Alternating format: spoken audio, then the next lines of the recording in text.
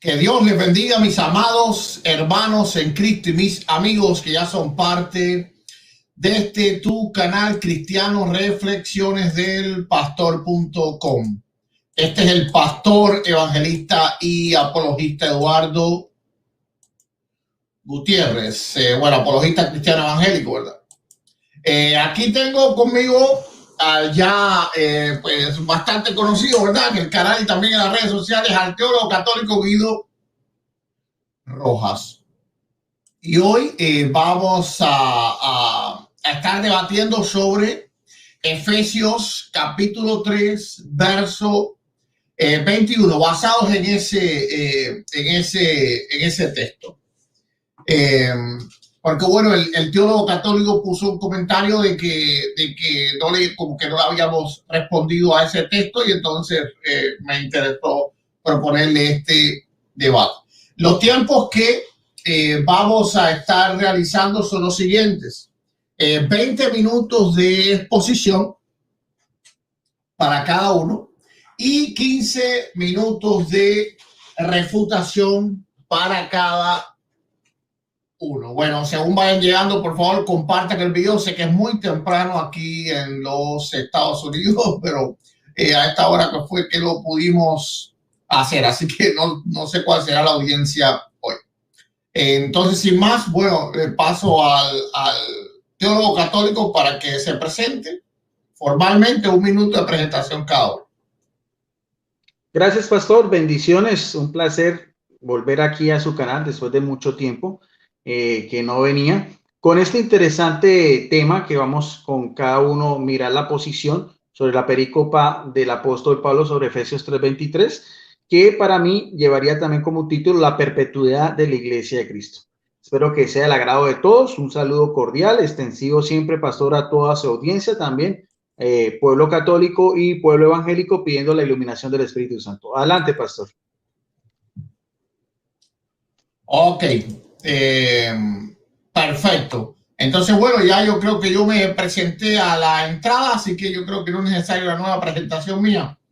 Pero el que no me conozca, pues me puede buscar en las redes como Pastor Eduardo Gutiérrez, y en YouTube como Reflexiones del Pastor, en todas las redes sociales como Pastor Eduardo Gutiérrez, Reflexiones del Pastor.com.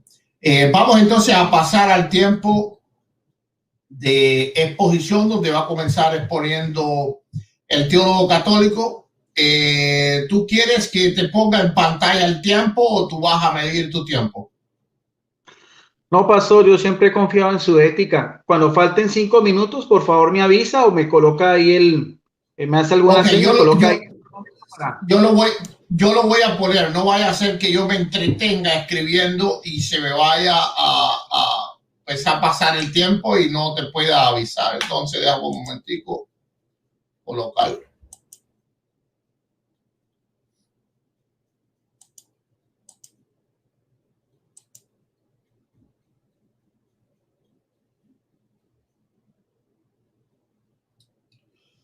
Ok, entonces bueno, vamos entonces a comenzar desde ya.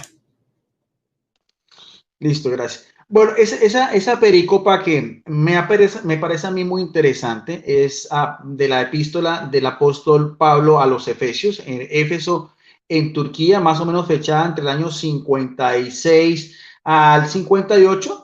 Y tiene algo muy importante. La carta a los Efesios es muy eclesiológica, según los mismos exégetas y teólogos lo han podido demostrar. Vamos entonces a mirar primero esa cita bíblica, analizarla un poco desde la misma exégesis, la morfología y la sintaxis, desde el mismo griego koine, también porque es importante mirar a ver también su misma raíz, etimológicamente hablando también, y también qué es lo que el apóstol Pablo nos dio a entender con esa pericopa tan pequeña pero tan importante. Lo voy a hacer porque siempre utilizo Biblias en físico. A veces cuando hago esto es compartir con hermanos cristianos, utilizo Biblias evangélicas. Tengo en esta ocasión la Biblia de Estudio Thompson, es una Biblia evangélica de la Reina Valera del año 1960, y dice así, hablando, Pablo, es una doxología, o sea, una alabanza al Padre, porque dice en el versículo 19, hablando de Dios, para que quede claro, Dios Padre dice a él, o sea, Dios Padre, sea la gloria en la iglesia, en Cristo Jesús, por todas las edades, por los siglos de los siglos. Amén.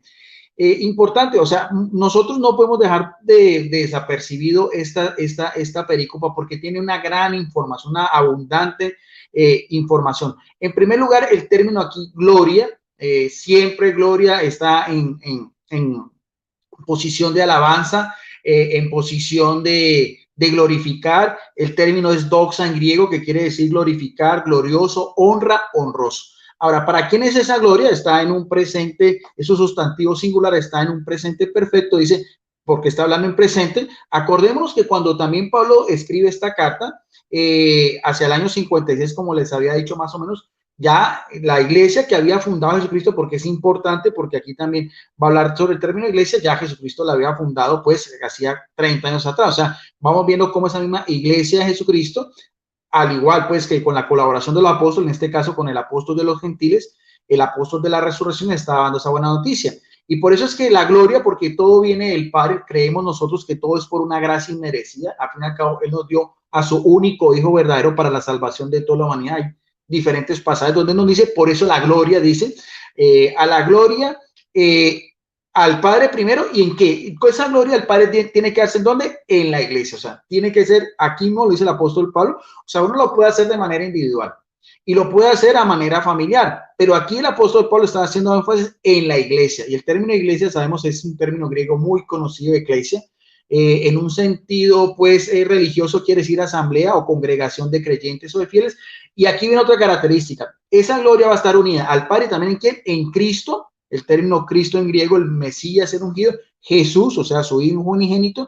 Y aquí viene otra característica muy importante que va en esa misma línea, literalmente dice, en todas las edades, por los siglos de los siglos, amén.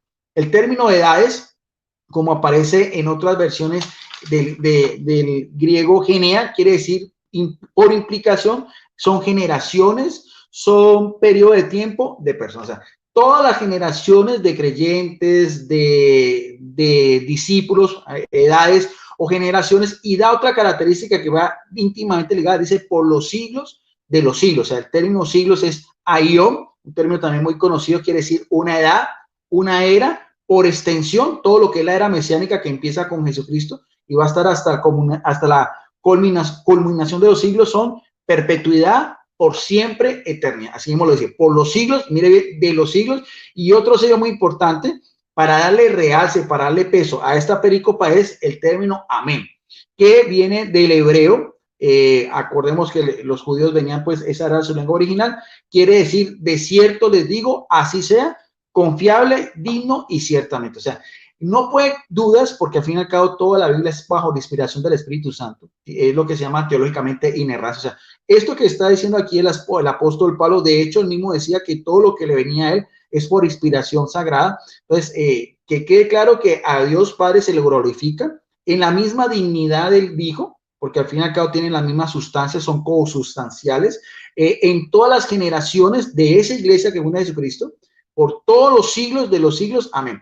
Ahora, para hacer ese estudio más completo, nosotros sabemos que hay una regla en Sagradas Escrituras que llama la concordancia de textos bíblicos, a la referencia bíblica, y que no sea ya el apóstol Pablo, sino que sea el mismo Jesucristo que nos hable también de su iglesia, de su única y verdadera iglesia, y la relación directa que estamos viendo también con la idea central que el mismo apóstol Pablo nos dice. En el Evangelio de Mateo, también sabemos, fechado hacia el año 80, Mateo sí fue un discípulo inmediato de Jesucristo, llamado también Leví. Ahí la cita bíblica pues quedaba para mucho, pues exegéticamente hablando, que es la confesión de fe de Pedro, que no vamos a hacer pues énfasis mucho en eso, si el primado de Pedro no, sino me importa mucho, aunque inclusive en esta Biblia evangélica dice la confesión de Pedro, pero en el versículo 18 dice también, Jesucristo ya hablando, dice, yo también te digo, está hablando con, acordemos que ese apóstol llamaba Simón, que tú eres Pedro, Kefas o piedra, y sobre esta roca, ya en las versiones evangélicas dice roca, refiriéndose a Jesucristo, con lo cual yo no tengo ningún problema, o sea, Petra en un sentido, una roca, una piedra maciza, porque al fin y al cabo la iglesia es de Jesucristo, como nos dice Efesios 2:20, él es la piedra del ángulo, la piedra principal, y mira lo que dice Jesucristo, edificaré mi iglesia, el término mi es una partícula, es un pronombre personal en primera persona, viene de la raíz griega mío o mía, o sea que es propia de Jesucristo, y las puertas del Hades no prevalecerán contra ella.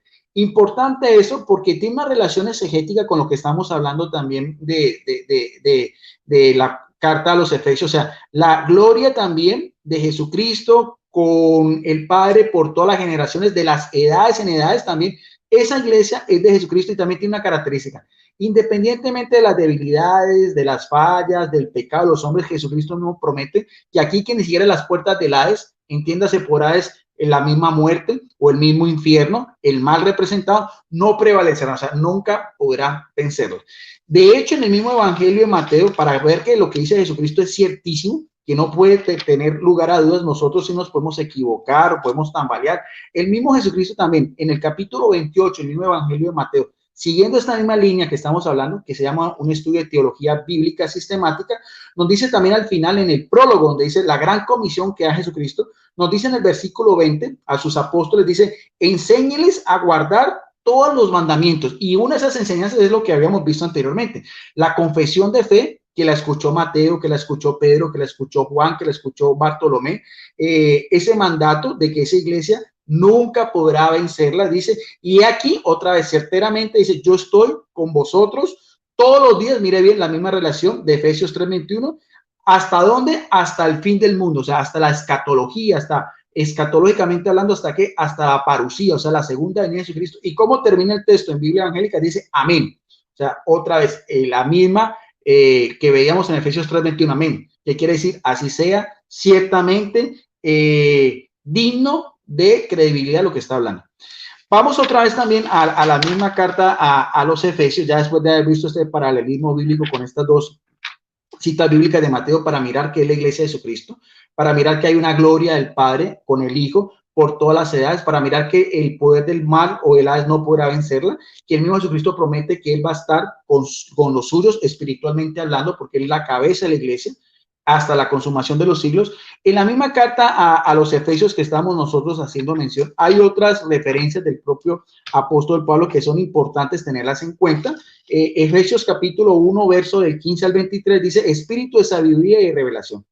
Por esta causa también, yo habiendo oído vuestra fe en el Señor Jesucristo, cristológicamente hablando, y de vuestro amor para con todos los santos, en el sentido de los santos son toda la comunidad de fieles, los que son sido kadosh, el término griego que es apartados, los que han sido pues, que están siguiendo los mandatos de Jesucristo, no ceso de dar gracias por vosotros, haciendo memoria de vosotros en mis oraciones, para que Dios, mire otra vez la relación con el Padre, nuestro Señor Jesucristo, el Padre de la gloria, mire bien, lo mismo, el Padre de la gloria, os dé espíritu de ¿qué? De sabiduría. Importante eso, quiero que tengan en cuenta, no solo de gloria, sino también de sabiduría y de revelación, porque todo viene por revelación sagrada en el conocimiento de Él.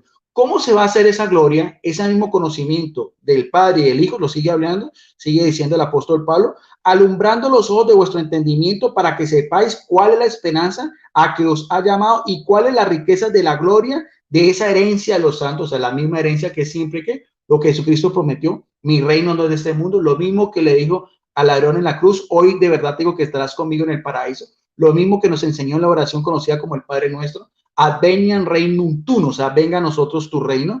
Y lo mismo que dice el apóstol Pablo también en muchas de sus cartas, donde dice que nuestra ciudadanía está en los cielos. Y sigue diciendo el versículo 19, porque aquí va otra vez lo mismo. Vemos como que Pablo habla de esa misma gloria, de esa misma sabiduría, siempre una relación directa, estrecha entre el Padre y el Hijo. Y sigue diciendo en el versículo 19, y cuál la superinminente grandeza de su poder para con nosotros los que creemos según la operación de ese mismo poder. Poder es en el sentido dunamis, de la fuerza, o sea, que viene de lo mismo alto, o sea, el poder de Dios, o sea, que viene con toda su potencia, la cual, ahora, ¿cómo opera esta sabiduría? ¿Cómo opera esta gloria? ¿Cómo opera esta misma fuerza? Dice, por la cual opera Cristo, resucitándolo de los muertos. Mire que es una confesión de fe muy bonita, muy interesante, y sentándolo en la diestra en los lugares celestiales. Por así decirlo, vemos que es casi uno de los primeros credos de fe, una relación cristológica en relación también a su unión hipostática, su naturaleza humana, que le vino por María, su naturaleza divina, que le vino por el Padre, su relación directa también con el mismo Padre, la eternidad, la gloria, la alabanza, y algo importante que dice, porque veamos la trascendencia de esto en el versículo 21, sobre todo principado y autoridad y poder y señorío, sobre todo nombre, para que no quede dudas que Jesucristo es el Señor de la gloria, que sea nombrado no solo en este siglo, mire bien, lo mismo, sino también en el venidero, o sea, en el siglo venidero, y cuando se habla del siglo venidero es también hasta la consumación de los siglos. O sea, es la misma idea exegética. Siglo, en el siglo del apóstol Pablo, en los siglos venideros, gloria, alabanza, honra, sabiduría. Y mire también ahora cuál es la relación con la eclesiología. Dice, y sometió todas las cosas, el Padre, ¿a quién? A los pies de Jesucristo, y le dio por cabeza sobre todas las cosas, ¿en qué? En la iglesia.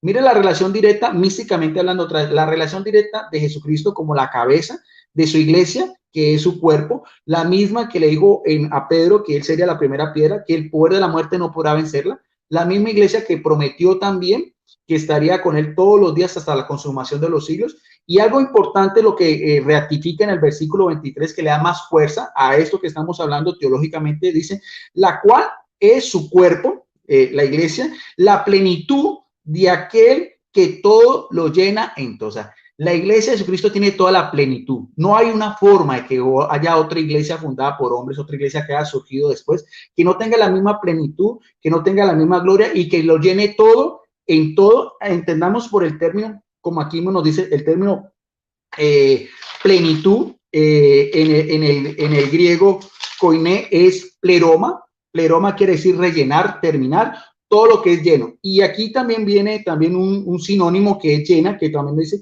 lo llena todo, que también lo mismo, plero, hacer repleto. O sea, no hay una forma de que la sabiduría, la gloria, la gracia, lo que Jesucristo mismo derrama en su iglesia, como aquí mismo lo dice, por todos los siglos, no sea a través de su iglesia. ¿Por qué? Porque aquí mismo lo dice, porque es su cuerpo místico. No se puede desligar a Jesucristo como la cabeza al cuerpo que es su iglesia. Curiosamente, en ese mismo índole eclesiológico, en la carta también del mismo apóstol Pablo, ya en el capítulo 3, versículo 11, hay que tener en cuenta que estos los capítulos y los versículos fue una añadidura después, porque inicialmente los textos neotestamentarios son escritos sin interlineal, o sea, sin comas, sin puntos gramaticales, sin capítulo ni versículo. O sea, que la misma idea es que los primeros cristianos veían de estos textos era de una forma que la persona veía una sola idea. Ahora después, por los mismos eruditos, de hecho fue un erudito católico el que dividió la Biblia en capítulos, un arzobispo católico, pero bueno, eso no va al caso. Lo que sí estoy haciendo énfasis en eso es porque la idea central de Efesios 3:21 con los Efesios, como decíamos, capítulo 1, versículo 15 y 23, también tiene una relación directa con el capítulo 3 de Efesios, versículo 10, donde dice, para que la multiforma, aquí viene otra vez, sabiduría de Dios sea ahora dada a conocer por medio de la iglesia, otra vez, a los principados y potestades en los lugares celestiales. O sea, es tan importante esa sabiduría, el término sabiduría en griego es Sofía, multiforma, o sea, el término multiforma es muy variado, es un término en griego popolopoikilos, o sea, la sabiduría, la misma gracia, la misma gloria, es tan variada, es tan rica, es tan importante que solamente se puede dar en la iglesia. Y estamos hablando de una iglesia en singular, vuelvo a repetir, para que la multiforme sabiduría de Dios sea ahora dada a conocer por medio de la iglesia a los principados y potestades, inclusive hasta en los lugares altos. O sea, tan interesante es que todo lo que se haga aquí en la iglesia repercute en el cielo. Eso de que repercute, o sea, de que dará a entender cuando habla de potestades y principados, estamos hablando ya de seres, coros angelicales, hasta en las alturas. ¿Por qué? Porque también tiene el mismo apóstol que recibió todo eso por revelación sagrada, tiene la misma idea exegética, la misma idea teológica de lo propio que dijo Jesucristo en la región de Cesarea en Filipo al apóstol Pedro, que veíamos en Mateo 16:18. Porque nos dice también en el versículo 19, porque ahí no termina la idea, vuelvo a repetir, vamos a retomar otra vez desde el versículo 18 para complementar la idea, otra vez, yo también te digo que tú eres Pedro, y sobre esta roca edificaré mi iglesia, y las puertas de la no prevalecerán contra ella. Seguidamente sigue diciendo, y a ti, refiriéndose a Pedro, te daré las llaves del reino de los cielos. Mire, llaves de poder, llaves del reino de los cielos. Se construye aquí en la tierra y se goza en el cielo, como decía el Papa Gregorio Magno en el siglo VII, decía, la Iglesia Católica es el reino de Dios en la tierra, y después lo vamos a demostrar también más adelante, y sigue diciendo también, y todo lo que atares en la tierra será atado en el cielo, y todo lo que desates en la tierra será desatado en el cielo. Sí, vemos esa relación directa, lo que la iglesia de Cristo, a través de esas llaves de poder, no solamente a Pedro, porque si no, entonces Jesucristo no hubiera hecho, yo estaré con ustedes todos los días hasta la consumación de los siglos.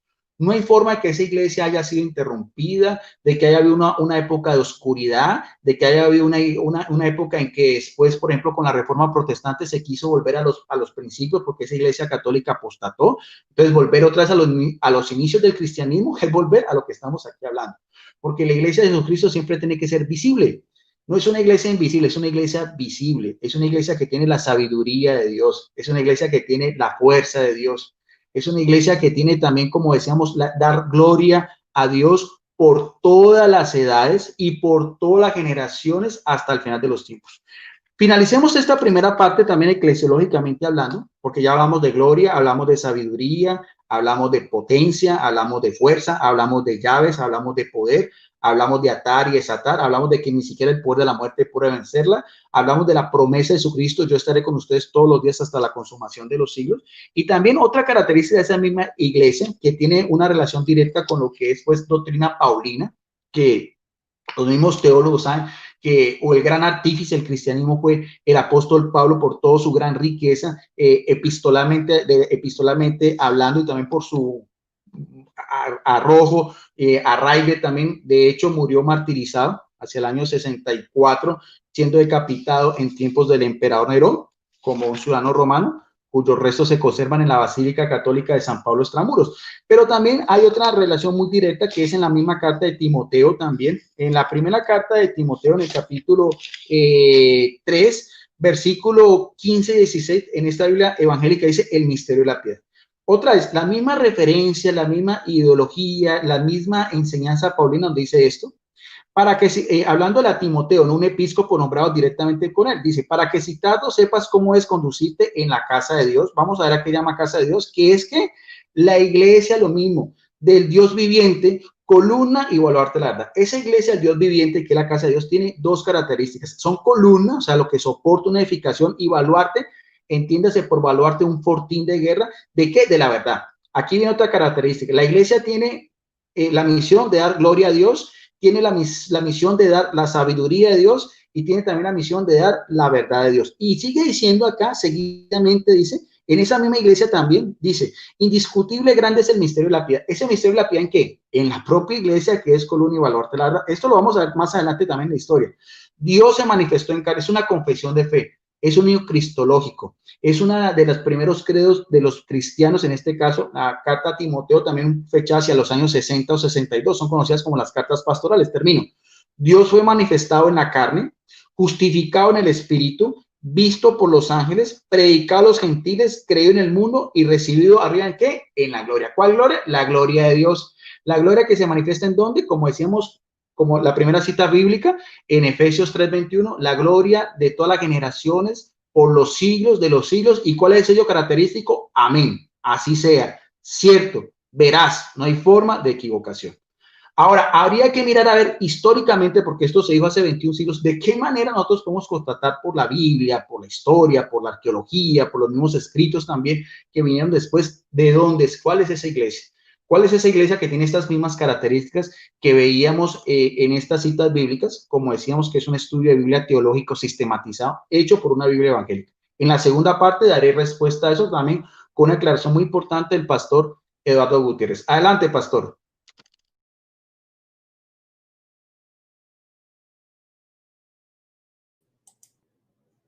Ok, entonces apaga tu micrófono ahí para yo encender mi tiempo. Bien, entonces comenzamos ya. Bueno, el debate se trata de Efesios 3:21 y lo que vamos a ver aquí es lo que siempre vemos en un debate entre católico y evangélico, que el católico trata de inferir que la iglesia es algo que la Biblia no muestra, ¿verdad?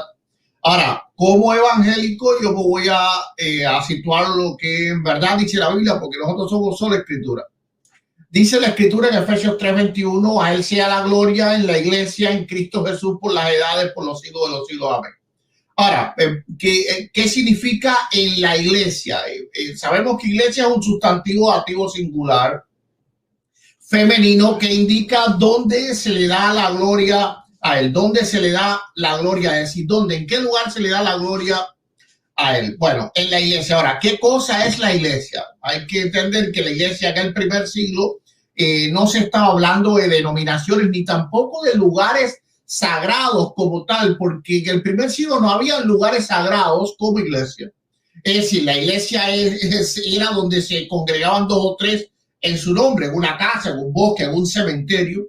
Entonces, cuando ahí se refiere, es decir, ese sustantivo dativo se refiere al lugar, no se está refiriendo a una denominación, una institución o un lugar sagrado guiado por ciertas y determinadas jerarquías que, como lo ve el teólogo católico, lamentablemente le han enseñado de esa forma incorrecta a ver la iglesia, sino que es donde se reúne la asamblea. Y notemos que al principio él sí infiere correctamente usando una excelente hermenéutica del texto de que iglesia se refiere a la asamblea, pero notemos que cuando él se va, ¿verdad?, de lo que es el texto, entonces ya pues trata de acomodar la iglesia en otros lados que voy a refutar en el tiempo de la refutación.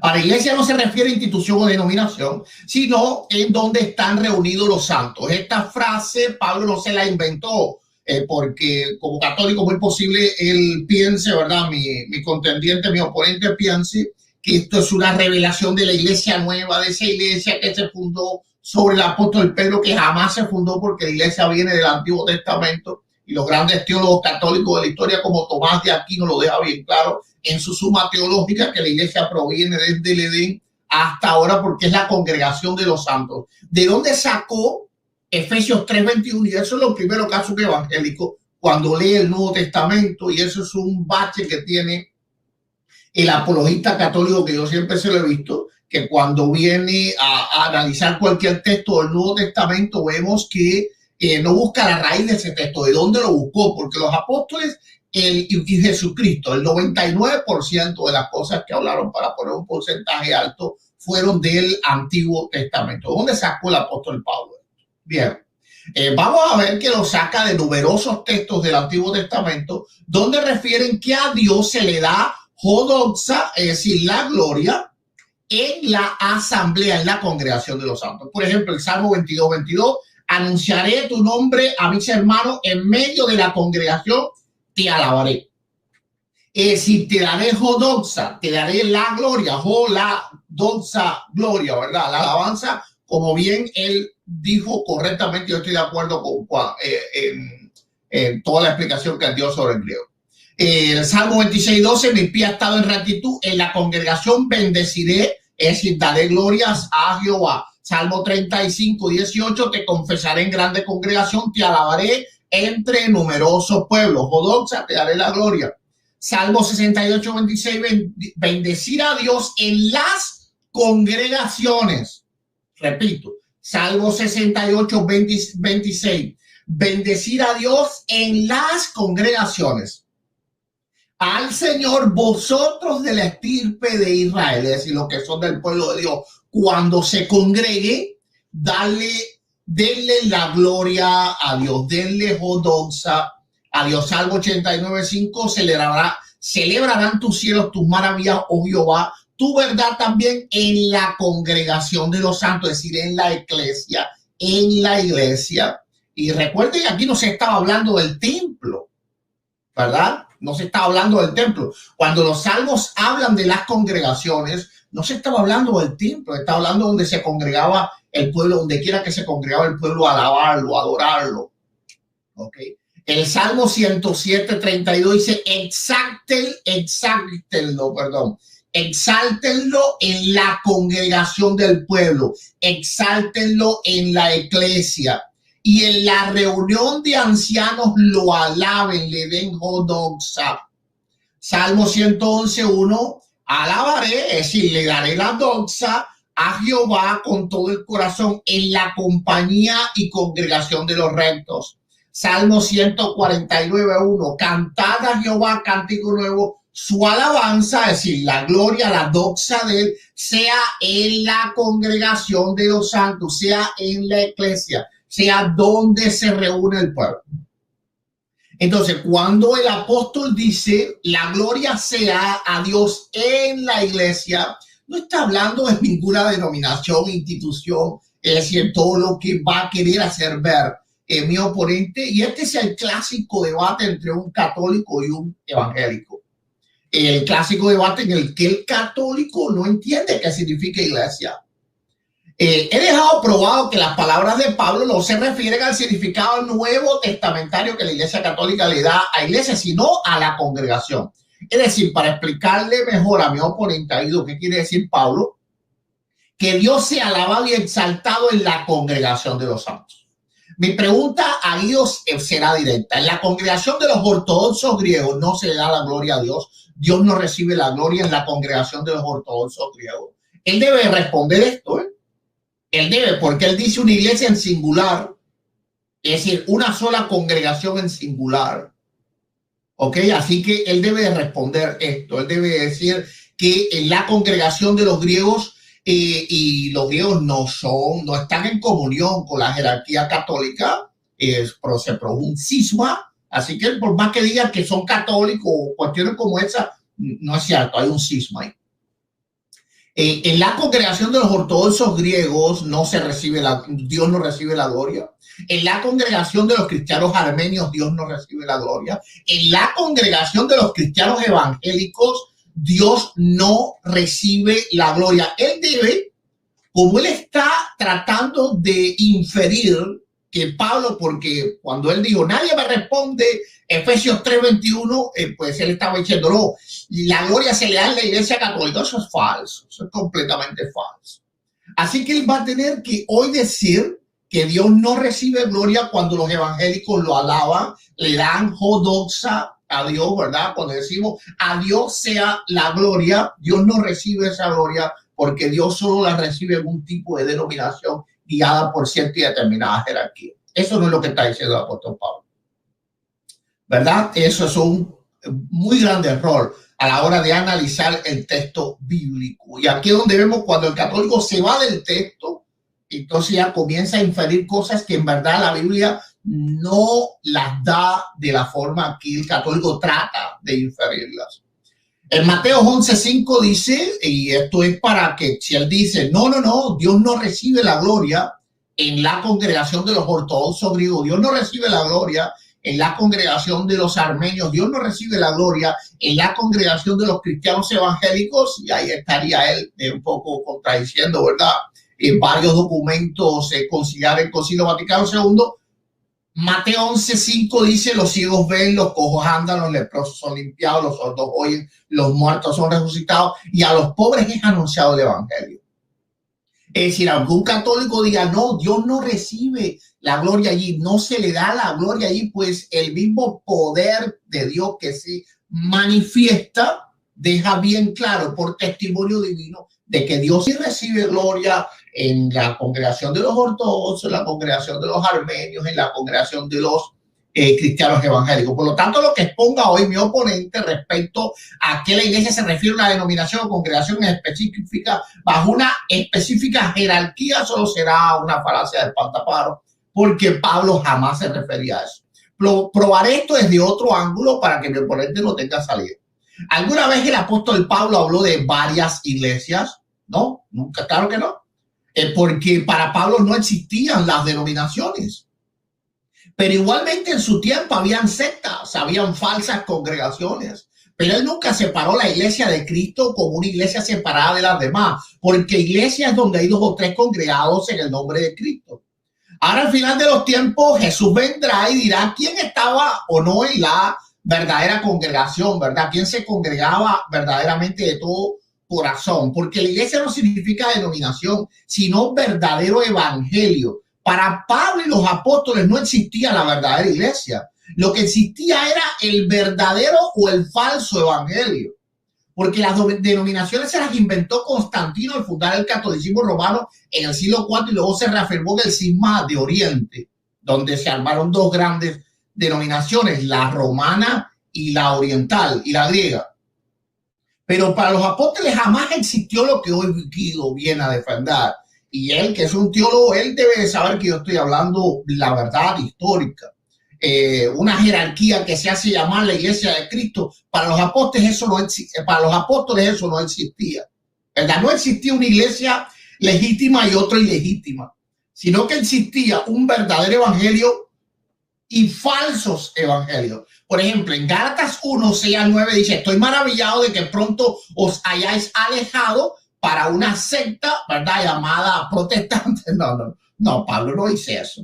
Mi amado teólogo, Pablo no dice eso. Dice Pablo: estoy maravillado de que tan pronto os hayáis alejado del que os llamó por la gracia de Cristo para seguir un evangelio diferente. Es decir, Pablo no era sectario. El católico, aunque quiera ser un poquito ecuménico de estos tiempos, sigue siendo sectario. Es decir, sigue diciendo, no, es como el testigo de Jehová, ¿me entiendes? El evangélico no es así. El evangélico, pues por eso tenemos diferentes denominaciones dentro de los cristianos evangélicos. Entendemos que la congregación no es lo que define al creyente, sino es el evangelio que él cree. En Gálatas 1, 6 al 9 dice: estoy maravillado de que tan pronto os hayáis alejado que os llamó por la gracia de Cristo para seguir un evangelio diferente. No que haya otro, sino que hay algunos que os perturban y quieren pervertir el evangelio de Cristo. Mas si aún vosotros, un ángel del cielo, os anunciar otro evangelio diferente que hemos anunciado, sea anatema. Como antes hemos dicho, también ahora lo repito: si algunos predican un evangelio diferente del que habéis recibido, sea anatema. A mí me da verdaderamente un poco de gracia cuando debato con un católico que me pregunta: ¿cuál es tu iglesia? ¿Cuál es tu iglesia? Una pregunta que siempre hacen. Yo lo miro y pienso, wow, él no sabe qué cosa es iglesia, no sabe que la iglesia no es algo tangible, sino que es la congregación de los justos. Y solamente Dios sabe los que se congregan en justicia, ¿verdad? Es más, aún dentro de una propia congregación de justos hay cizañas que no son iglesia.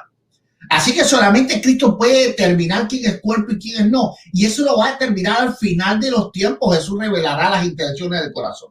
Vamos a ver qué dice Mateo 13:30: dejar crecer juntamente lo uno y lo otro hasta la siega, es decir, el trigo y la cizaña. Y al tiempo de la siega, yo diré a los segadores: recoger primero la cizaña, darle manojo para quemarla, pero recoger el trigo en mi granero. Enviará al Hijo del Hombre, dice el verso 42, a sus ángeles, y recogerán de su reino todos los que sirven de tropiezo y los que hacen iniquidad. 1 Corintios 4:5 dice: así que no juzguéis nada antes de tiempo, hasta que venga el Señor, el cual aclarará también lo oculto de las tinieblas y manifestará las intenciones de los corazones. Entonces cada uno recibirá su alabanza de Dios, ¿verdad? Así que hay que esperar, mi amado teólogo. Y este juicio se hará por la palabra y no por la jerarquía religiosa, porque es la palabra que muestra las intenciones del corazón. Hebreos 4:12. Porque la palabra de Dios es viva y eficaz y más cortante que toda espada de dos filos, y penetra hasta partir el alma y el espíritu, las coyunturas y los tuétanos, discierne los pensamientos y las intenciones del corazón. Dice Juan 12, 47 y 48: el que oye mis palabras y no las guarda, yo no le juzgo, porque no he venido a juzgar al mundo, sino a salvar al mundo. El que me rechaza y no recibe mis palabras, tiene quien le juzgue. Las palabras que yo he hablado le juzgará en el día postrero, es decir, en el día que él separe al que siguió el verdadero evangelio, que no es producto de una jerarquía. Eso no está en la Biblia. Ahora, claro que en la Biblia hay líderes, hay ministros para enseñar a los santos, como dice Efesios 4, de 11 y 12, pero la iglesia no la rige o no la califica a la jerarquía, sino que la palabra al final de los tiempos va a juzgar las intenciones del corazón y va a ver quién siguió el verdadero evangelio o quién siguió el evangelio de un obispo, de un ángel del cielo, de alguien que no estaba predicando el evangelio que Pablo estaba predicando, porque Pablo dijo: si a uno de nosotros, es decir, un apóstol, así que no es la jerarquía la que dice qué es lo que hay que creer o qué no es lo que hay que creer, sino que hay que seguir el verdadero evangelio. Y cualquiera que se aparte de ese evangelio que ya fue predicado hace 2000 años es anatema, y entonces no se ha ido de la iglesia, lo que se ha ido es del evangelio. Nadie se va de la iglesia de Cristo. A la vez que alguien cree en Jesucristo, es iglesia. Es iglesia. Es decir, el católico es iglesia de Cristo. Ahora están siendo un falso evangelio. Están siendo un falso evangelio. O tal vez nosotros, solo Dios lo sabe. Pero esta idea de iglesia que tiene la iglesia católica se la han enseñado mal formada a los católicos. Y luego entonces en el debate ocurre, ¿verdad? Lo que va a ocurrir hoy es el normal debate entre un evangélico y un católico. Ok, por eso el cristiano es solo Biblia, porque al final, quien dice quién es iglesia y quién es cizaña en la palabra de Dios, un verdadero cristiano evangélico jamás defiende una denominación cuando predique el evangelio a un incrédulo o a otra fe. Nosotros defendemos el evangelio porque hay muchos evangelios torcidos, como el que ve la iglesia como nacida de una jerarquía y no como la Biblia la muestra. Mateo 18:20, porque donde hay 2 o 3 congregados en mi nombre, ahí estoy yo en medio de ellos. ¿Verdad? Entonces yo no defiendo denominaciones, el evangelio de la salvación, yo defiendo el evangelio de la salvación por gracia, por medio de la fe, como dice Efesios 2:8-9. Yo defiendo el evangelio de darle solo la gloria a Dios, como Efesios 3:21. El evangelio de un solo mediador, como 1 Timoteo 2:5. Ese es el evangelio que yo defiendo. Yo no defiendo una denominación, yo no defiendo la iglesia, ¿verdad? Es decir, las puertas del Hades no prevalecerán contra la iglesia. No hay que defender la iglesia, hay que defender el evangelio. Porque el evangelio sí se puede torcer. Sí se puede torcer. Por ejemplo, mi oponente dijo en Facebook que nadie había podido explicar en Efesios 3:21. Espero que yo lo hice bastante bien. Pero apuntemos que dice Efesios 3:21. Aquí, ¿a quién se le da la gloria en la iglesia? Solo a Dios. Ahora, ¿cree mi oponente en el solo gloria a Dios, una de las 5 solas? Porque la iglesia católica no solo se le da la gloria a Dios, se le da la gloria a María. Inclusive hay un libro que se llama Las Glorias de María. Y no solo a María, también a los santos. Ahora, ¿dónde dice que Efesios 3:21 que se le puede dar la gloria a alguien que no sea Dios? Entonces, ¿quién obedece Efesios 3:21? Los que creemos en solo gloria a Dios. Solo gloria a Dios. Eso es lo que dice Efesios 3:21. En Efesios 3:21 no puede estar hablando de una denominación, pues como bien él dijo, y aquí sí le doy la razón, está hablando en tiempo escatológico. Dice, sea la gloria en Cristo Jesús por todas las edades, por los siglos de los siglos. Amén. Ok. Ahora, la gloria en la congregación de los santos se le va a dar por todos los siglos, Apocalipsis 5:13. Y todo lo creado que está en el cielo y sobre la tierra, debajo de la tierra, en el mar, y todas las cosas que en ellos hay, oí decir al que está sentado en el trono y al cordero, sea la alabanza, la gloria, el poder por los siglos de los siglos. Jodoxa, es decir, sea la gloria. Sea la gloria. Entonces, lo que vamos a ver aquí hoy es eso, es la diferencia entre la definición de iglesia de un evangélico y un católico. El evangélico no define la iglesia por la congregación, no define la iglesia por la denominación, define la iglesia el creyente por el evangelio que predica, por el evangelio que practica, porque eso es lo que el apóstol dijo. El apóstol cuando reprendió a los Gálatas no dijo, se fueron para una secta judaizante. Se fueron por... No. Eso no fue lo que él dijo. Lo que él dijo fue claramente quién los enseñó a escuchar un evangelio diferente. Entonces no hay cientos de iglesias, todo eso que dicen los católicos. Hay 50, 60 mil iglesias, son congregaciones. Hay una sola iglesia. Hay una sola iglesia, por todas las edades siempre ha habido una sola iglesia, pero han habido muchos evangelios. Y eso sí la Biblia lo estipula. Ahora, ¿cuándo vimos a los apóstoles discutiendo sobre iglesias?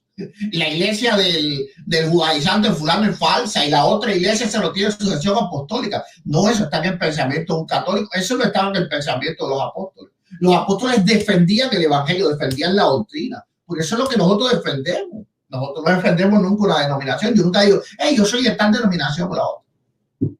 Yo soy cristiano, discípulo, tiempo.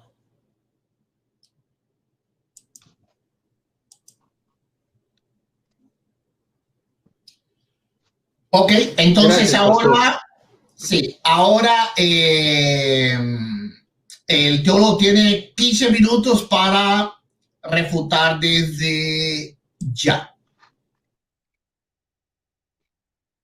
Gracias, pastor. Bueno, voy a empezar otra vez con la misma cita que aunque empezamos, que era, y otra vez de la Biblia Thompson, la misma cita que veíamos inicialmente, otra vez de Efesios 3:21, que el pastor nos dio la razón cuando morfológicamente hablando. Claro, evidentemente el problema de la Biblia no es lo que diga escrituralmente hablando, sino la interpretación. Esa es a veces la gran diferencia entre una congregación y la otra. No es la raíz como morfológica como tal, sino la interpretación, que en ese caso sería la exégesis. Dice otra vez el apóstol Pablo, por eso situé, en un lugar, tiempo y espacio, Éfeso, Turquía, hacia el año 56, dice, a él, a Dios sea la gloria en la iglesia, en Cristo. Sabemos que esa iglesia la fundó Jesucristo. Hacia el año, cuando empieza su ministerio público, le promete a Pedro que sobre él, su primera piedra, edificaría su iglesia, en la cual es la roca principal.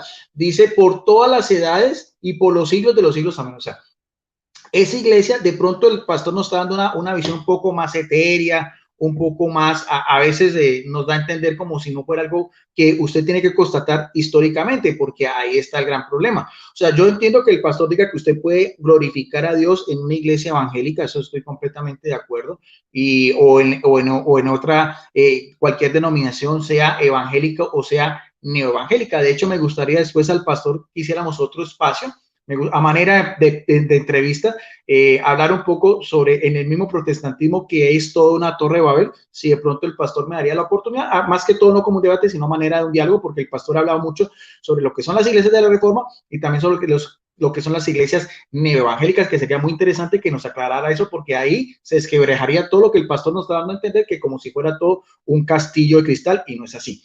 El pastor dice en su intervención que la iglesia es una congregación de fieles, y en esa congregación de fieles tiene que constatar históricamente las características que dije yo en todas las citas bíblicas, que es la gloria, la alabanza, la sabiduría, el poder, no a partir del siglo XVI o el siglo XVIII o a principios del siglo XIX, no, a raíz de lo que es la propia iglesia de Jesucristo, que para algunos teólogos dicen que empezó con la misma confesión de fe de Pedro, otros teólogos dicen que la iglesia empieza con la muerte de Jesucristo en la cruz, y otros teólogos dicen que fue en el Pentecostés. Esos tres hechos bíblicos están íntimamente ligados, y cualquiera de los tres podría darnos la razón, porque de todas maneras son relación directa con Jesucristo.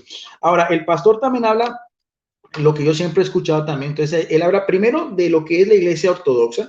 Nosotros creemos en la teología católica que la iglesia ortodoxa es una iglesia hermana, es una iglesia que se separó en el cisma de Oriente en el siglo XI, divisiones de orden también política y también algunas cuestiones de orden teológica, pero nosotros creemos que tiene esa misma sucesión apostólica, tiene esas mismas raíces y tiene ese mismo avatar histórico desde los mismos apóstoles hasta nuestros días. Por lo tanto, compartimos también los 7 sacramentos con la iglesia ortodoxa y muchas cosas pues de los primeros concilios ecuménicos. Por lo tanto, para los católicos esa es una iglesia hermana, que por la división de los propios hombres, culpa de católicos y culpa de los ortodoxos, se dio eso, porque no es el deseo de Jesucristo. El deseo de Jesucristo en la oración en el huerto de Getsemaní, en Juan 17:21, es: Padre, que todos sean uno, como tú en mí, yo en mí, en ti, para que el mundo crea que tú me has enviado. Por eso decía Agustín de Hipona que la división de los cristianos es el triunfo de Satanás. En eso, católicos, ortodoxos y también luteranos, evangélicos, neopentecostales, protestantes, todos tenemos una culpa, porque no estamos cumpliendo lo que Jesucristo nos mandó, ya por nuestra debilidad humana. Por eso es que decimos que la iglesia de Jesucristo, Él es la cabeza principal. Él es santa por Jesucristo y también es pecadora por nosotros, como también decía otra vez el mismo obispo Dipona. Ya con referente a lo que él habla, por ejemplo, de los cotos, de los armenios, de los albines, nestorianos, perdón, bueno, esas ya fueron también, aunque tiene esa misma también recorrido histórico, pero esas ya son iglesias que cayeron en el monofisismo, o sea, solamente aceptan la divinidad de Jesucristo. Por lo tanto, ya son corrientes heréticas que como tal la iglesia católica no las tiene, no tiene el mismo peso que la iglesia ortodoxa. Nosotros creemos que Jesucristo tiene una naturaleza humana y tiene una naturaleza divina, unión hipostática en la segunda persona de la Santísima Trinidad. Los cotos, los armenios y los nestorianos solamente aceptan la naturaleza divina de Jesucristo. Entonces, por lo tanto, esas son corrientes heréticas. Ahora, y ya que decir, como el mismo pastor nos dijo, esa misma comunidad de fieles ya en el siglo XVI con la Reforma Protestante, bueno, entonces ya estamos hablando de 16 siglos que vinieron después. No quiere decir que no puedan alabar a Jesucristo, sí, pero no tiene ese mismo recorrido histórico, no puede dar esa misma certificada de lo que veíamos también cuando el apóstol Pablo lo decía en el año 56, de todas las generaciones por los siglos de los siglos. Ahí está el gran error que también el pastor, con su gran demagogia, con su gran oratoria, quiere también tratar pues de maquillar las cosas, y no puede, porque de todas maneras, por eso nos vimos a la raíz etimológica de esa misma declaración. Bueno, vamos a mostrarle al pastor, porque eso también se demuestra con historia, algo que a veces no le gusta mucho a los protestantes. El pastor en algunos debates que hemos tenido anteriormente le ha dicho que sí, que entonces que la Iglesia Católica viene Constantino, eso es completamente falso, es una leyenda negra. La Iglesia Católica viene mucho tiempo atrás y se lo va a demostrar al pastor Eduardo Gutiérrez con la propia literatura evangélica. Lo único que dio el emperador Constantino fue en el edicto de Milán en el 325, la paz religiosa de esos unos cristianos que venían siendo perseguidos y martirizados en los siglos anteriores. Tengo una declaración del pastor Eduardo Gutiérrez del 12 de noviembre, que apareció también en mi foro de debates bíblico-teológico licenciado Guido Rojas en YouTube, que le da a una señora católica, amiga mía, Maya López, que le decía al pastor que por qué no se hacía evangélico. Esa es una parte del pastor de Sar que si tiene todavía esa premisa, ese post, bueno, yo saqué algo porque me parece importante. El pastor decía que no se hacía católico, que de pronto con eso le podía dar mucho beneficio económico, porque claro, un pastor como él, que es muy reconocido en los medios sociales, sobre todo sabemos que el pastor es un pastor del ciberespacio, en el sentido de que pues nunca ha podido demostrar una congregación en un sentido de una... físicamente hablando, que eso no le quita el mérito, yo en eso no tengo ningún problema, pero el pastor decía, entre las cosas que él decía el pastor, luego de haber estudiado la Biblia por más de 20 años, y parece ser de que algunas de las citas bíblicas pues no las pudo interpretar bien como realmente debió haber sido la exégesis, después de haber estudiado la historia de la iglesia. Interesante es la historia de la iglesia de hace 21 siglos, la que él mismo decía el pastor, la misma comunidad de fieles, además de haber estudiado bastante, aunque no todo el magisterio católico, incluye el catecismo, el cual tengo incontables páginas del DECIER, y también de los cánones conciliares. Estoy 200% seguro que el catolicismo no es la verdad, sino un total y completo distorsión de la verdad, por lo que no me haría católico por ninguna razón. Pero sigue diciendo, claro que también contiene verdades, aquí cambia la torta el pastor y da la razón lo que decíamos en 1 Timoteo 3, 15 y 16, porque tiene verdades de la fe cristiana que son anteriores a la reforma protestante y anteriores a los mismos neoevangélicos al cual el mismo pastor siempre ha hecho alusión, que vienen del siglo XVIII. ¿Verdades de orden de qué? No puede negar cuestiones de orden cristológica, la Trinidad, y contiene en su historia testimonios de verdaderos cristianos, lo cual yo tampoco niego. Ahora, vamos a ver históricamente. Una de esas verdades es de un discípulo inmediato del apóstol Juan, que fue Policarpo de Esmirna, en su martirio hacia el año 155, dice: Señor Dios omnipotente, Padre de tu bendito Hijo Jesucristo, te alabo, te bendigo, te glorifico, por mediación del siempre eterno y celestial pontífice Jesucristo, tu amado Hijo, por quien sea a ti justamente con él y en el Espíritu Santo, mire que la gloria ahora y en los siglos venideros. Esa acta de fe, esa confesión de fe de este Policarpo de Esmirna, un episcopo de Esmirna en Asia Menor, discípulo inmediato del apóstol Pablo.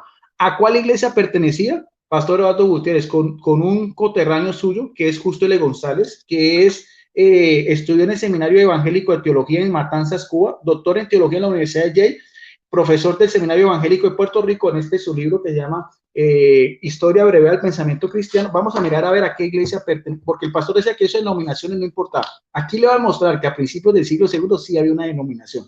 Cuando habla de Policarpo de Esmirna, aquí en la página 31, este mismo erudito, es un doctor en teología, pues, que es coterráneo también del pastor cubano, dice: el martirio de Policarpo, al cual leí un extracto, es una de las obras más antiguas de su género que se conserva. Es una carta escrita por la iglesia de Esmirna a la iglesia de Filomenia y a toda la iglesia católica. Palabras textuales de Justo L. González, o sea que sí había una iglesia católica con su jerarquía, con episcopos, con presbíteros, con diáconos, con persecuciones, con martirios. Y curiosamente, en este mismo libro, también, porque esa misma iglesia, como veíamos también en 1 Timoteo 3:15, también 16 daba confesiones de fe, daba credos de fe. Resulta que también nos dice acá, en la página 57 de esa misma iglesia, que siempre, la misma transversalidad histórica, porque lo vemos del apóstol Pablo, generaciones de los siglos, dice: hay un credo, también una confesión de fe, al cual el mismo... nuestro amigo, el pastor Eduardo Gutiérrez, está hablando de cuestiones de orden cristológica en las primeras herejías. Estamos hablando de los gnósticos, de los marcionistas, de los valentinianos, de los mismos montanistas, de todas estas corrientes que empezaron a negar verdades de praseas, de Noveto, de todas estas cuestiones también, herejes de Arrio, todos esos. Hay un credo de fe que llama el credo apostólico, que se conoce como el antiguo, ¿qué? El antiguo símbolo romano. ¿Por qué en Roma? Porque Roma es la sede de la Iglesia Católica, donde fueron martirizados Pedro y Pablo, y por eso es que es tan importante este credo romano. ¿Y es de dónde? Es de hecho por un clérigo católico, Hipólito, que se conoce como la tradición apostólica de principios del siglo III. Está en la página 58 de este libro, que es hecho por un erudito que es de la rama metodista, también una de las iglesias que nace en la Reforma Protestante. ¿Cuál era ese credo de fe? Pues esa confesión de fe. Esto el pastor Eduardo Gutiérrez no podrá refutarlo porque esto es histórico.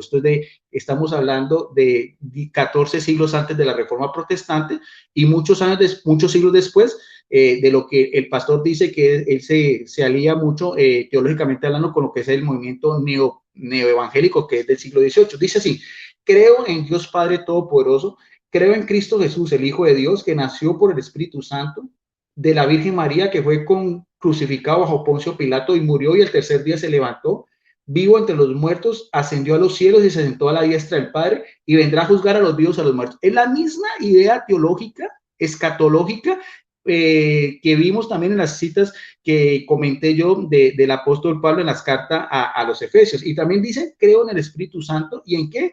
En la Santa Iglesia y en la resurrección de la carne. O sea, que sí hay una iglesia, sí había una jerarquía, sí había unos credos de fe para esos primeros cristianos. Y esta, que es la Biblia de la herencia reformada, esta es una Biblia también evangélica.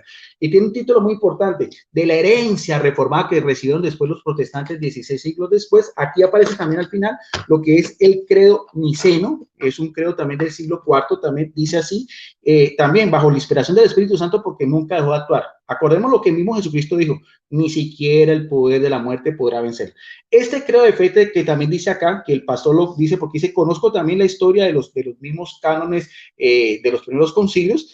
Importante porque este credo niceno constantinopolitano es también aceptado por las iglesias que nacen de la Reforma Protestante: evangélicos, luteranos, episcopalianos, anglicanos también, presbiterianos y bautistas aceptan este credo de fe, la Iglesia Católica después de Constantino, ¿no? Y el otro, veíamos, de preniceno, o sea, antes de Constantino, dice así: creo en un solo Dios, Padre Todopoderoso, creador del cielo y la tierra y de todas las cosas visibles e invisibles. Creo en un solo Señor Jesucristo, Hijo unigénito de Dios, engendrado del Padre entre todos los siglos, Dios de Dios, luz de luz, Dios verdadero, engendrado, no hecho, consustancial con el Padre, por el cual todas las cosas fueron hechas, el cual, por amor a nosotros y por nuestra salud, descendió al cielo, tomando nuestra carne de la Virgen María, por el Espíritu Santo fue hecho hombre y fue crucificado por nosotros bajo el poder de Poncio Pilato, padeció y fue sepultado. Y al tercer día resucitó según las Escrituras, subió a los cielos, está sentado a la diestra de Dios Padre y vendrá otra vez con gloria a juzgar los vivos y los muertos, y su reino no tendrá fin.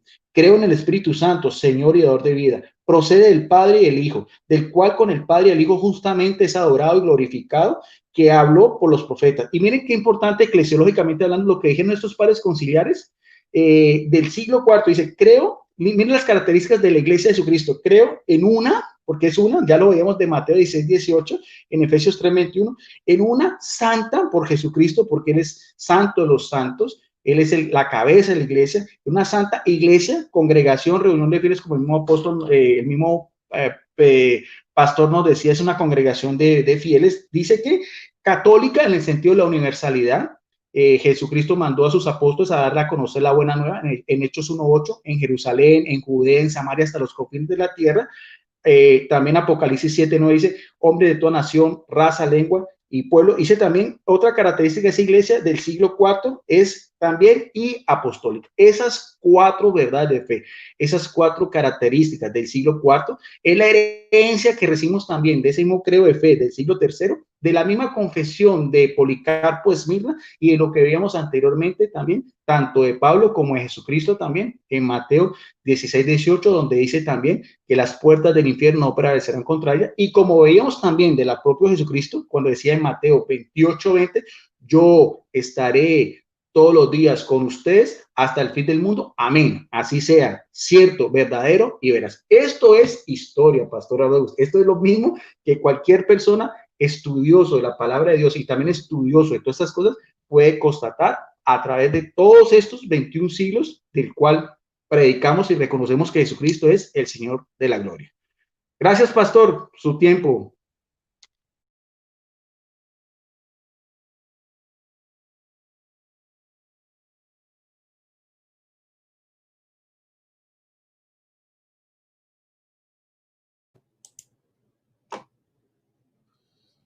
Ok, pues ok, ya tienes el micrófono apagado. Bien, vámonos ya a los 15 minutos míos desde ya. Bueno, ya vimos ya, ¿verdad? Que Guido ya no pudo ya. Y entonces se lanzó un ataque a mi persona, lo único que puedo hacer. Eh, yo no voy a hacer lo mismo, ¿verdad? Porque yo estoy seguro en mi fe y en mis argumentos. Yo no tengo que atacarlo a él como teólogo ni nada por el yo felicito sus estudios. Yo los refuto aquí en el debate. Refuto sus argumentos y se los echo abajo. Esto es lo único que hago. A eso vine yo, ¿verdad? Gloria a Dios. Ahora, él dice que él se fue completo al debate, él se fue a defender Constantino y todas esas cosas. Decir una cosa que él sabe que es falsa, que lo único que hizo Constantino fue lanzar el edicto de Milán cuando él sabe que eso es falso.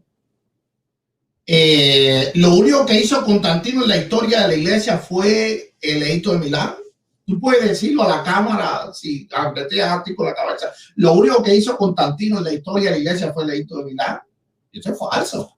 Es decir, Constantino pues metió las manos hasta los mismos codos y que inclusive convocó al primero de los concilios ecuménicos. Así que ese argumento es falso. Tú dices que la iglesia se puede constatar con la historia, que la iglesia, la historia es lo que hace la iglesia, pero tú mismo me mencionaste que desde los primeros siglos habían herejes. Entonces, si la historia es lo que certifica a la iglesia, tú no puedes declarar hereje a ninguna iglesia, a ninguna congregación que sea apostólica. Porque si lo apostólico y no el verdadero evangelio es el que hace fiel y verdadero a una iglesia, entonces tú no puedes catalogar de hereje a nadie del siglo I, ni del siglo II, ni de todos los monofisistas y todo lo que dijiste después anterior, porque estás contradiciendo a ti mismo. Entonces, lo que hace la iglesia es que siga el verdadero evangelio o que venga del primer siglo, una de los dos. ¿Ok? No cuál te conviene más. Entonces, me hablaste de alguien que yo creo que tú no has estudiado y yo no descalifico tu título de teología, pero cuando yo estudié mis estudios, yo estudié a Hipólito. ¿Sabes dónde era Hipólito? De Roma. Yo no sé si sabes, ¿verdad? Que él fue considerado un antipapa por mucho tiempo.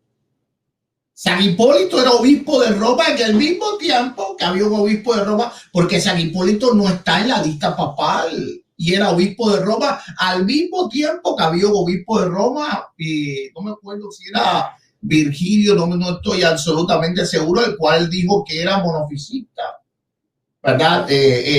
Lo catalogó de hereje. Léete las cartas de Hipólito contra el obispo de Roma, que lo catalogó por robarse un banco y todo, es decir, lo catalogó de ladrón. Léete la historia de Hipólito, así que no hables de Hipólito. Hipólito es un punto negro en la historia del catolicismo. Por lo demás, lo único que hizo fue dispararme, ¿verdad? Ahora, yo me voy a centrar en lo que vine a probar que la iglesia no la fundó Jesucristo sobre Pedro y Tomás de Aquino, y lo va a refutar, no Hipólito, ¿verdad? Que él mismo lo considera hereje, o lo debe considerar, aunque después entonces la Iglesia Católica lo dejó porque había muchos documentos importantes que lo aseveraban a él como un buen cristiano, pero fue considerado antipapa por mucho tiempo.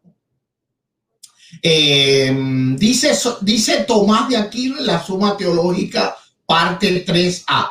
Los santos padres, patriarcas y profetas del Antiguo Testamento no se apoyaban en los sacramentos legales, la ley, como en realidades, sino en imágenes y en sombra de lo que había de venir. Ahora bien, uno mismo es el movimiento hacia la imagen en cuanto a la imagen y el movimiento hacia la realidad. ¿Por qué es claro? Porque el filósofo de memoria es reminiscencia, y por esto los padres antiguos, guardando los sacramentos legales, eran conducidos hacia Cristo por la misma fe y caridad por la que somos nosotros. Así los padres antiguos pertenecían al mismo cuerpo de la iglesia que pertenecemos nosotros. Eso lo dice Tomás de Aquino en la Suma Teológica. Por lo tanto, la iglesia proviene del Antiguo Testamento. ¿Cómo es posible que en Gálatas 3:7 diga que el padre de la fe es Abraham y el padre de la fe no sea parte de la iglesia? ¿A quién se le ocurre eso?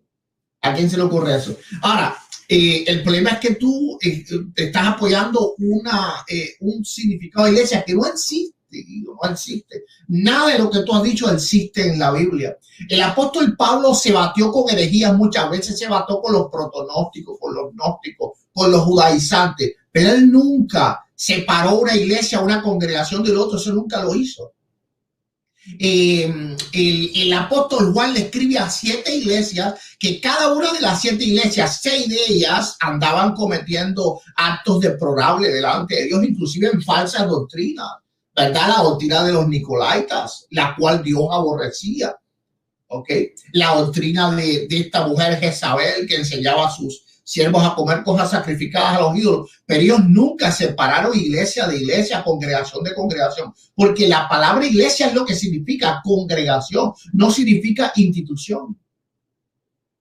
El mismo Dios, a través del apóstol Juan, jamás le dijo a Juan, dile a esas sectas que tienen la doctrina de Balaam, ¿verdad? O dile a esas sectas, a esos pseudo cristianos o neo-evangélicos que tienen la doctrina de los nicolaitas, que ellos no son parte de la iglesia porque no vienen de mi jerarquía, no tienen sucesión apostólica.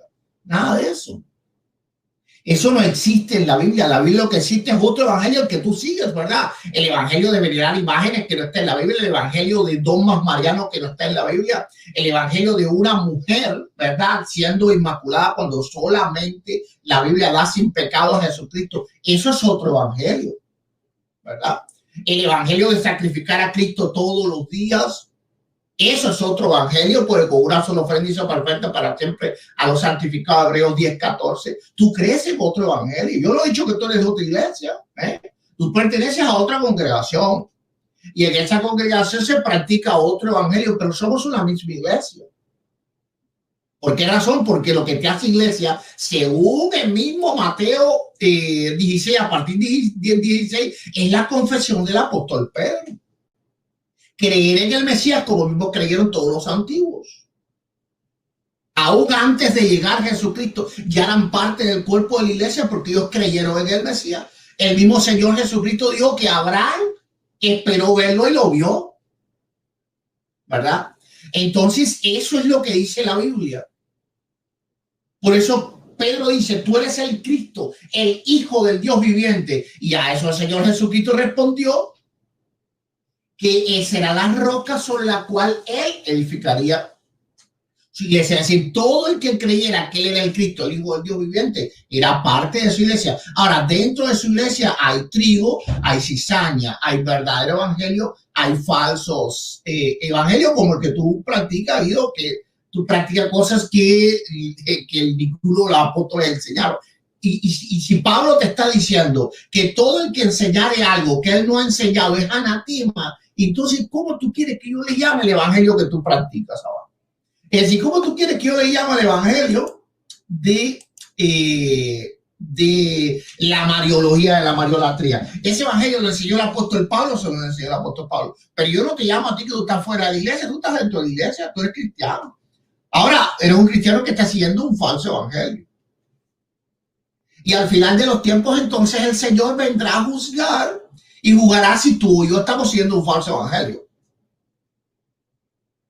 Ahora, nosotros tenemos que un día debatir sobre quién sigue el verdadero evangelio, no quién es la iglesia, porque la iglesia es la congregación de los santos. No hay una iglesia que defina a otra iglesia. De ahí una iglesia que se separe. Es decir, note que al principio, cuando él dio la explicación hermenéutica, cuando todavía estaba basándose en la escritura, él aseveró que iglesia es congregación. Eso es lo que significa iglesia. La iglesia no significa la iglesia de Roma. Eso no significa la iglesia. Es decir, nunca el apóstol Pablo dijo, esta es mi iglesia. Él dijo, este es mi evangelio. Conforme a mi evangelio. Entonces, lo que divide a cristiano y cristiano no es la iglesia. Porque entonces, ¿en qué iglesia estaba la cizaña si Cristo dijo que nacía dentro del trigo y que crecía dentro del trigo y que no era sacada del trigo?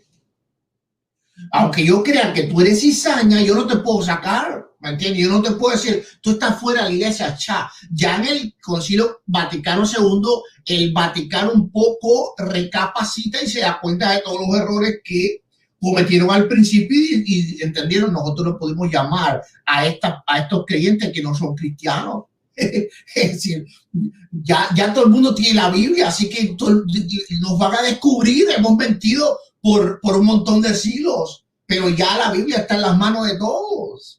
Ya no podemos decir que no son cristianos. Ahora se nombran orgullosamente con el nombre de cristianos. Entonces, cristianos somos todos. Tú eres cristiano. Yo no he dicho que tú eres cristiano. Pero sí es un evangelio diferente. Ahora, tú decir que la iglesia católica es la iglesia y tú decir que Hipólito o no sé quién, ¿verdad? Padre de la iglesia. No, que Justo L. González dijo la iglesia católica. Cuando Justo L. González habla de la iglesia católica, no habla de la denominación romana. Yo te exhorto que tú le hagas una llamada a ver si él habla de la denominación romana. Claro que no, él habla de la iglesia universal. Él también se cree parte de la iglesia católica. Yo también me creo parte de la iglesia católica, no es la romana, la iglesia que se extiende por todos los siglos y que ha estado en todas las edades, que no es una iglesia tangible, que es intangible y que la conforman todos los creyentes. Como mismo el Concilio Vaticano II ya se apega un poco más a la verdad, pero es una verdad que todavía los católicos de a pie no han sabido reconocer. Ahora, yo lo que vine a defender, pues la Biblia me apoya. La Biblia me apoya. ¿Por qué razón? Porque Efesios 3:21 no habla de denominaciones. Iglesia no es una institución. Tampoco es un lugar santo. Los cristianos del primer siglo no tenían lugares sagrados de reunión. Lo mismo se congregaba en alguna casa, se congregaba en alguna catacumba, es decir, en un cementerio, se congregaba en un bosque. Así que iglesia no se refiere a institución. Eso es falso, yo lo que has dicho, ¿verdad? Yo te probé con la Biblia que se refería el apóstol Pablo, Salmo 22:22, Salmo 26:12, Salmo 35:18, Salmo 68:26, Salmo 89:5, Salmo 107:32, Salmo 111:11, 111:1, Salmo 149:1. Cantad a Jehová, cántico su alabanza, es decir, la gloria jodoxa sea en la congregación de los santos, una denominación llamada romana, guiada por un papa que muchos, inclusive dentro de la Iglesia Católica, creen que es el antipapa, de manera especial en tu lugar de nacimiento en Colombia. No, eso Pablo no lo dice.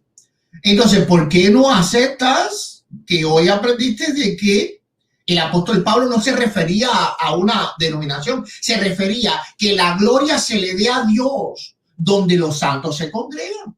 Por ejemplo, cuando el apóstol Pablo le dice a Timoteo, para que sepas conducirte en la casa de Dios, ¿verdad? La cual es la iglesia del Dios viviente, para que te sepas conducir en la congregación dentro de tus hermanos. No en un lugar como tal, en el templo de la Sagrada de María Inmaculada o algo por el estilo, la catedral de San Fulano, San Mengano, no, para que te sepas conducir. ¿Dónde? ¿En qué lugar sagrado? ¿Cuál era el lugar de reunión que aparece en el Nuevo Testamento? Se reunían todos los días en la casa a partir del pan, en las casas de ellos. No había lugares sagrados. Por lo tanto, la percepción que tenían los verdaderos cristianos, que seguían el verdadero evangelio, que eran de la misma iglesia cristiana que hoy se extiende por todo el mundo y que la conforman diversas denominaciones, diversas congregaciones, unas trigos, otras cizañas. Las que son trigos también están llenas de cizaña, porque eso es lo que está profetizado y así se va a cumplir, ¿verdad? Todos ellos eran parte de la iglesia de Cristo. Ahora, había algunos que seguían el verdadero evangelio, que es el evangelio de darle solo la gloria a Dios, el evangelio de ser salvo solamente por la obra de Cristo en la cruz del Calvario. Ese es el evangelio que predicaron los apóstoles, no el evangelio de María, no el evangelio de las imágenes, no el evangelio de los escapularios, no es el evangelio de un hombre que sea infalible. Ese evangelio lo predicó el apóstol Pablo. El apóstol Pedro se declaró en algún momento infalible. No. Entonces, ¿quién cree un diferente evangelio? El debate aquí no es cuál es la iglesia, sino quién es la iglesia. ¿Eres tu iglesia? Mira tu fe. Mira a ver si tú crees lo que predicó el apóstol Pedro y el apóstol Pablo. Eso te lo va a decir quién es el verdadero cristiano. Ya.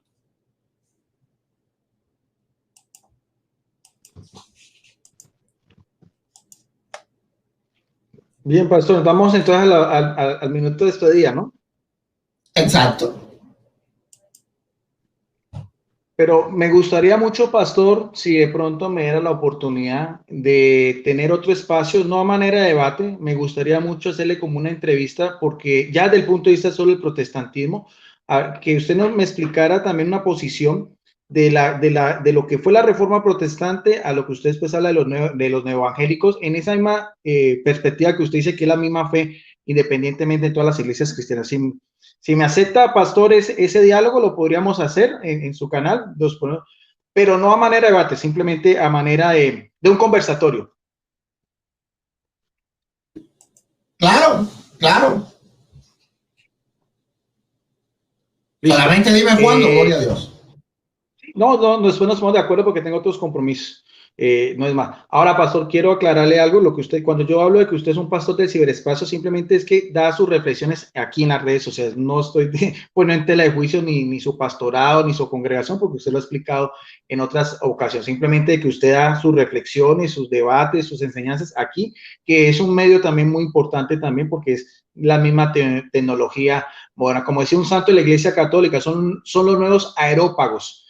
Me despido entonces, pastor, con ese compromiso. Sería un conversatorio bien interesante, porque alguna vez escuché una enseñanza suya del neoevangélico en relación a las iglesias que nacen de la Reforma Protestante, sin inmiscuir a la Iglesia Católica, para que nos haga una disertación de lo que usted nos siempre ha enseñado, que es la misma fe, independientemente de las congregaciones cristianas a las cuales pertenece. Pastor, como siempre, un saludo afectuoso a la pastora Maide, como siempre, a todas las personas que en este momento están viendo este debate. Lo retransmito también en mis redes sociales, en mi canal de YouTube, que se llama Teólogo Guillermo Rojas, y en mi grupo de Facebook, Debate Bíblico y Teológico Licenciado Guillermo Rojas. Bendiciones para todos y será en una próxima ocasión. Gracias, pastor. Adelante. Amén, gloria a Dios. Entonces voy a despedirme. Bueno, gracias a todos, ¿verdad? Los que primeramente, gracias a Dios por ayudarme. Siempre está conmigo. A Él sea la gloria en la iglesia, en la congregación de los santos, por los siglos de los siglos. Amén. Gracias también al teólogo Guido Rojas por estar pues aquí. Yo respeto las opiniones, cada cual tiene su opinión. Gracias de manera especial a todos mis hermanos en Cristo, gloria a Dios, que son miembros de la iglesia de Cristo, porque siguen al evangelio que nos enseñó el Señor Jesucristo y que nos enseñaron los santos apóstoles enviados por Él. Y gracias a todos también los amigos que nos están mirando. Bueno, no se vayan. Gloria a Dios, no se vayan. Cuando termine aquí, abro otro video, porque ahora es verdad es que empieza la hora aquí de la audiencia a las 9 de la noche de aquí. Entonces, gracias, Guido. Dios te bendiga y quedo atento para la entrevista, no sé, el conversatorio que tú quieras hacer. Bendiciones y nos vemos en el próximo video. No se vayan, que voy a abrir otro video.